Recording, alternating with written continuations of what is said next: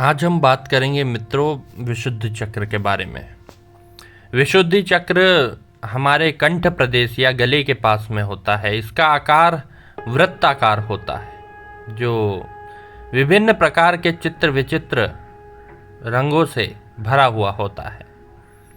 इस वृत्त के चारों ओर 16 कमल पंखुड़ी होती है, मतलब 16 दल होते हैं जो धूम्र और धुंधले या कहा जाए स्लेटी प्रकाश से प्रकाशित होती है।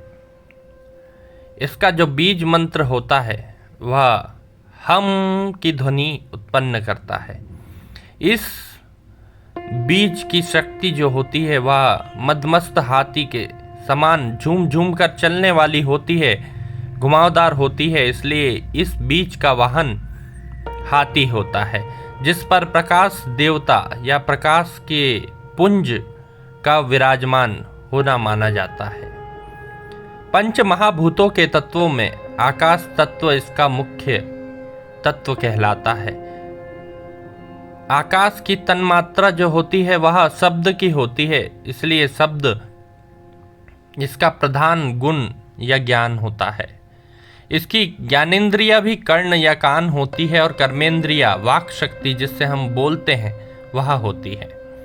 इस चक्र के अधिपति देवता पंचमुखी सदाशिव अपनी शक्ति जो होती है शाकिनी चतुर्भुजा देवी उनके साथ विराजमान होते हैं। इस चक्र की शक्ति देवी शाकिनी है जिसका हमने कई बार वर्णन सुना होगा। जो तंत्र शास्त्रों को जानते हैं उन्हें इसके बारे में पता होगा। यह यंत्र रंगहीन ही माना जाता है, हालांकि इसमें कभी कभी अनेक प्रकार के रंग दिखाई देते हैं। इसकी जो शक्ति है वह हमारे शरीर की कौन सी वायु से संबंधित है? आपने उदान वायु का नाम सुना होगा। उदान वायु से इसकी शक्ति संबंधित है। इसका लोक जनः कहलाता है।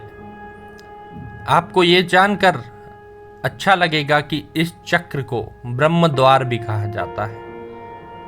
आयुर्वेद व चिकित्सा की दृष्टि से यह शरीर का मर्म है। इसके भेदन से तत्काल मृत्यु हो जाती है। कहते हैं कि विशुद्धि चक्र की साधना से 16 प्रकार की योग साधना की शक्ति आ जाती है। इस चक्र पर ध्यान केंद्रित करने से मन आकाश की भांति विशुद्ध हो जाता है, इसलिए इसे विशुद्धि चक्र भी कहा जाता है।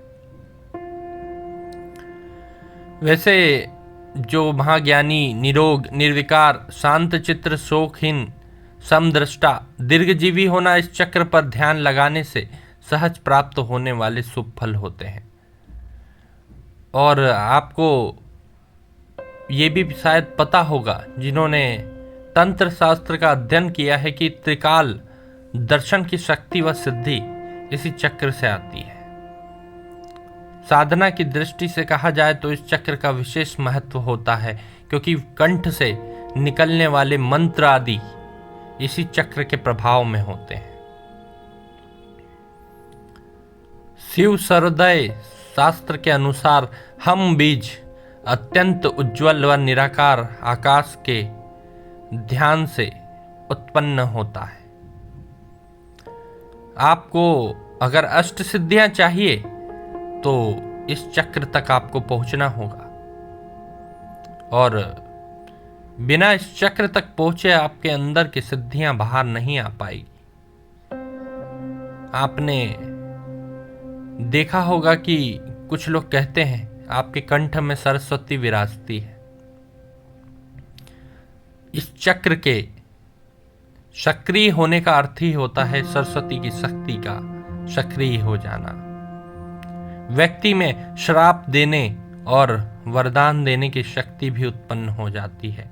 वामकेश्वर तंत्र के अनुसार विशुद्धि चक्र के पास में ब्रह्म ग्रंथि का होना माना जाता है, जबकि अन्य स्थानों पर रुद्र ग्रंथि का इस चक्र के समीप होना माना जाता है। आपको ये कॉन्ट्रास्ट जरूर देखने मिलेगा अगर आप शास्त्रों का अध्ययन करते हैं। सबकी अपनी अपनी अलग राय होती है। प्रायः सभी ग्रंथों ने स्वीकारा है कि उनको रुद्र ग्रंथि, विष्णु ग्रंथि व ब्रह्म ग्रंथि तीनों की उपस्थिति शरीर में होती है, लेकिन उनकी स्थिति के बारे में थोड़ा थोड़ा आपस में उनके ये चलता है कि कोई कहीं पर बताता है, कोई कहीं पर बताता है, तो आपको कंफ्यूज नहीं होना है। हम यहाँ ग्रंथियों के बारे में अध्ययन करने नहीं आए हैं, हम सिर्फ अपनी ऊर्जा को जानना चाहते हैं। और जिस समय आपको साक्षात्कार होगा तो आप स्वयं जानेंगे कि आपकी ग्रंथि कहाँ उपस्थित है। इसके लिए आपको किसी से राय लेने की जरूरत नहीं पड़ेगी। दूसरे ग्रंथों के अनुसार यहाँ पर विष्णु ग्रंथि को भी कहा जाता है, लेकिन हमें उससे कोई तात्पर्य नहीं है, हमें तो केवल अपनी ऊर्जाओं को देखना है।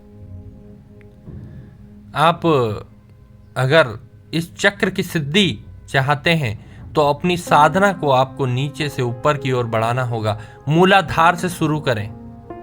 मैंने मूलाधार से लेकर ऊपर तक के वीडियो इसमें डाले हुए हैं, आप चाहे तो उनको देख सकते हैं।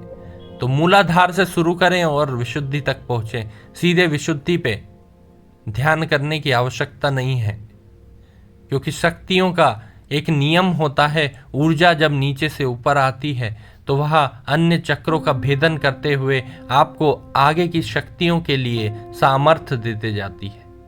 बिना सामर्थ्य के शक्ति ग्रहण करने की कोशिश करोगे तो सर्वथा विनाश ही होगा।